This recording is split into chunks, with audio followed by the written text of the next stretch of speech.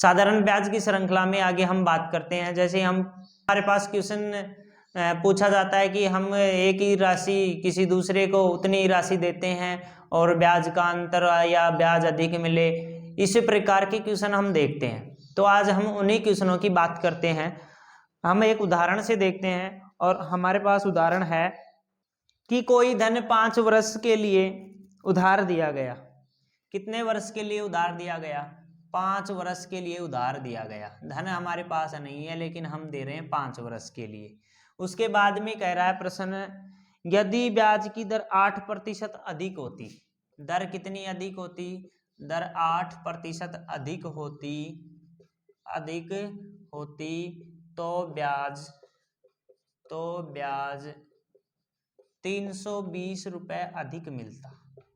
कितना अधिक मिलता? 320 रुपए अधिक मिलता। 320 रुपए अधिक मिलता। तो वह राशि ज्ञात कीजिए। क्या ज्ञात कीजिए? वह राशि ज्ञात कीजिए। इस प्रकार के प्रश्नों के लिए देखिए हम सीधा ही लगाएंगे। जैसे ब्याज में वृद्धि हो रही है, ब्याज में क्या हो रही है? वृद्धि। और ब्याज में वृद्धि हम देखेंगे 3 तरीके से होगी। ब्याज में वृद्धि, और ब्याज में वृद्धि होगी तो 3 तरीके से होगी, या तो दर अधिक हो, या समय अधिक हो। क्या अधिक हो? समय अधिक हो, या फिर मूलधन अधिक हो, या फिर क्या हो? मूलधन अधिक हो। हम तीनों की बात करते हैं। तो ये हम लगाते हैं मूलधन गुणा दर में वृद्धि हो रही है तो दर में वृद्धि गुणा समय बटा 100 बटे में 100। यदि दर में वृद्धि न हो के समय में वृद्धि बताता, किस में बताता? समय में, तो फिर हम क्या लगा देंगे? दर तो वही रहेगी, तो मूलधन गुणा दर गुणा समय में वृद्धि बटे में 100। और मूलधन दर भी वही है और समय भी वही है, इसका मतलब फिर वृद्धि किस में हुई? मूलधन में। तो हम लिखेंगे मूलधन में वृद्धि गुणा दर गुणा समय बटे में 100। हम सीधा ही यही लगाएंगे। ध्यान रखना है जब भी ब्याज में वृद्धि हो, ब्याज में क्या हो? वृद्धि का मतलब अधिक मिले, तो फिर उस स्थिति में ध्यान रखना है समय बढ़ रहा है तो समय में वृद्धि के वाला मान लिखेंगे, दर बढ़ रही है तो दर में वृद्धि का लिखेंगे, बाकी मान वही रहेंगे। मूलधन में वृद्धि पूछ रहा है तो मूलधन में करेंगे। अब इसमें देखेंगे किस में वृद्धि हुई है? दर में वृद्धि हुई है, दर के हिसाब से लगा देंगे। मूलधन निकालना है, ब्याज में वृद्धि कितनी? 320 रुपए।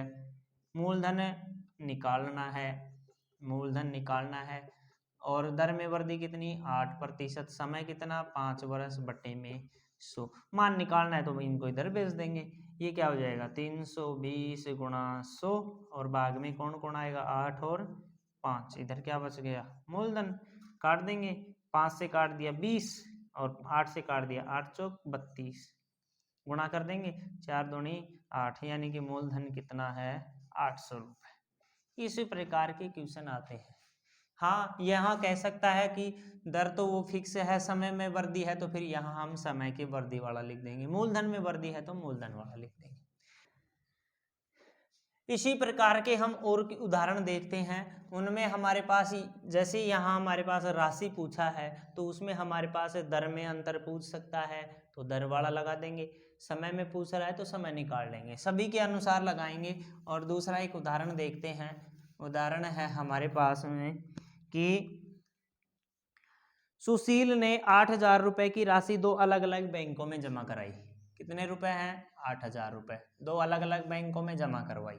ठीक है, उसके लिए आगे है 3 वर्ष के अंत में दोनों बैंकों के ब्याज का अंतर 480 रुपए है। समय कितने समय के लिए रखा? 3 वर्ष के लिए रखा। ब्याज का अंतर कितना आया? ब्याज का अंतर दे रखा है 480 रुपए। कितना रुपए? 480 रुपए। तो बताइए दोनों बैंकों की ब्याज की दरों का अंतर क्या ज्ञात करना है? दरों का अंतर ज्ञात करना है। इसी प्रकार यही है, वही ध्यान रखना है। ब्याज में वृद्धि, ब्याज का अंतर या वृद्धि कितने रुपए की हुई, 480 रुपए की। यहाँ कितना लिख देंगे, 480 रुपए। मूलधन कितना है, 8000। यहाँ कितना लिख देंगे, 8000। दर में वृद्धि निकालनी है, ठीक है, दरों का अंतर या वृद्धि। समय कितना लिखना है, 3 वर्ष। लगा देंगे, क्या है, 480 बराबर मूलधन 8000 गुणा दर का अंतर लिख देंगे। क्या लिख देंगे, दर का अंतर यानी कि वृद्धि हुई है, कमी हुई है, जो भी है वो अंतर ही होता है। और अंतर के बाद में समय कितना लिख देंगे, 3 वर्ष, और बटे में 100। दर का अंतर निकालना है, इधर आ जाएंगे, 480 गुणा 100 और बटे में 8000 गुणा 3, और इधर क्या निकल जाएगा, दर का अंतर। यहाँ 2 0 से 2 0 कट गई, 1 से 1 कट गई, 8 से काट देंगे, कितना आएगा, 8 6 की 48, और 3 से काट देंगे, कितना आया, 2। यानी कि दर का कितना अंतर आया, 2%। इस प्रकार ध्यान रखना है। आगे और बात करें, किस प्रकार के क्वेश्चन आते हैं, अलग प्रकार का देखते हैं। और क्वेश्चन आते हैं कि दर और समय दोनों समान है, दर और समय दोनों समान है, उस स्थिति के प्रश्न आते हैं। यानी कि मूलधन अपने का इतना गुणा हो जाता है, दर समय समान है, तो जो ज्ञात कीजिए। इस प्रकार के क्वेश्चन देखते हैं और उनके लिए एक उदाहरण से बात करते हैं। उदाहरण है हमारे पास कि किसी धन का निश्चित साधारण ब्याज की दर से ब्याज मूलधन का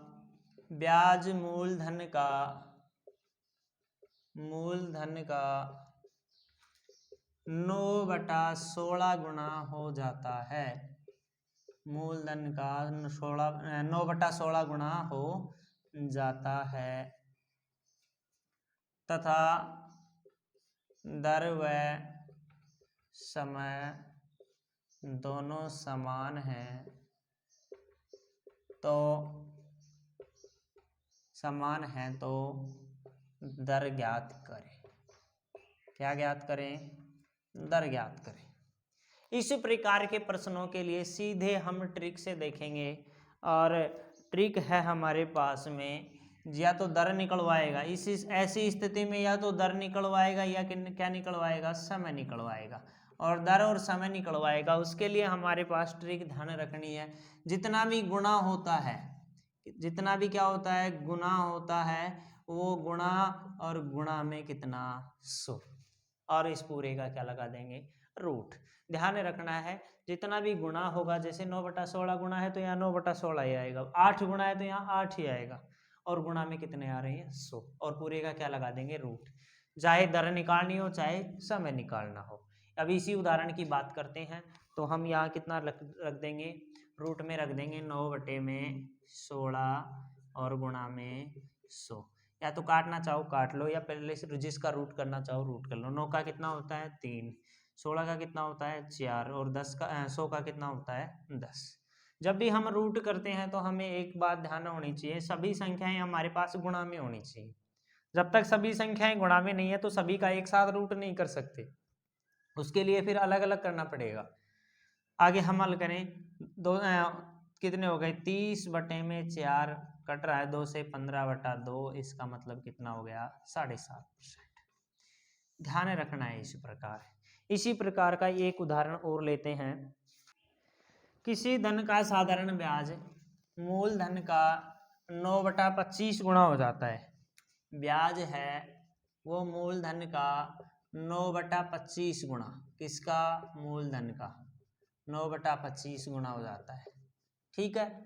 और इसमें फिर आगे दर और समय समान है, तो दर ज्ञात कीजिए या समय ज्ञात कीजिए। यहाँ आप कितना रख देंगे, 9/25 रख देंगे, रूट में कितना रखेंगे, 9/25 गुणा 100, रूट कर देंगे। 9 का कितना होता है, 3, 25 का 5, और गुणा में 100 का कितना, 10, 5 एकम 5, 5 दूनी 10, तो कितना आया, 6%। इस प्रकार के क्वेश्चनों का बड़ा तरीका भी देखते हैं। और बड़ा तरीका क्या, हम मूलधन मानकर कर सकते हैं। माना मूलधन 100 रुपए, माना मूलधन कितना रुपए, मूलधन मान लिया हमने 100 रुपए, कितना रुपए, 100 रुपए। तो ब्याज क्या आएगा, ब्याज क्या आएगा, मूलधन का 100 का 9/25, 100 का 9/25, का को हटाकर क्या लगा देंगे, गुणा लगा देंगे। 25 25 चौक 100, इसका मतलब कितना रुपए आया, 36 रुपए। 36 रुपए तो क्या है, ब्याज। मूलधन कितना है, 100 रुपए। आगे जो निकलवा रहा है वो निकाल देंगे हमें। जैसे समय अब दोनों समान है, समय भी और दर भी दोनों क्या है, बराबर होती हैं। दर और समय बराबर है तो कुछ भी मान लो, एक्स एक्स मान लो। क्या मान लें, एक्स एक्स, ताकि आगे मान निकल जाए। हम मान रख देंगे आगे। क्या निकालना है हमें, समय और दर। दर निकालनी है तो क्या होता है, मूलधन गुणा 100 गुणा ब्याज बटे में मूलधन गुणा समय। मान रख देंगे, दर कितनी है एक्स, 100, ब्याज कितना आया 36 रुपए, मूलधन कितना लिया 100 रुपए, समय कितना है एक्स, 100 से 100 कट गया, एक्स भाग में है तो गुणा में आ जाएगा, एक्स स्क्वायर बराबर 36, स्क्वायर हटाएंगे तो रूट लगा देंगे और रूट करेंगे तो कितना आएगा 6। यही हमारा लंबे तरीके से है। तो इस प्रकार के क्वेश्चनों की हमें ट्रिक की ध्यान रखनी है। आशा करता हूँ वीडियो अच्छा लगा होगा। अच्छा लगा हो तो लाइक करें और चैनल को सब्सक्राइब कर पास के बेल आइकन को दबाएं ताकि आने वाले वीडियो का नोटिफिकेशन आपको प्राप्त हो सके। धन्यवाद।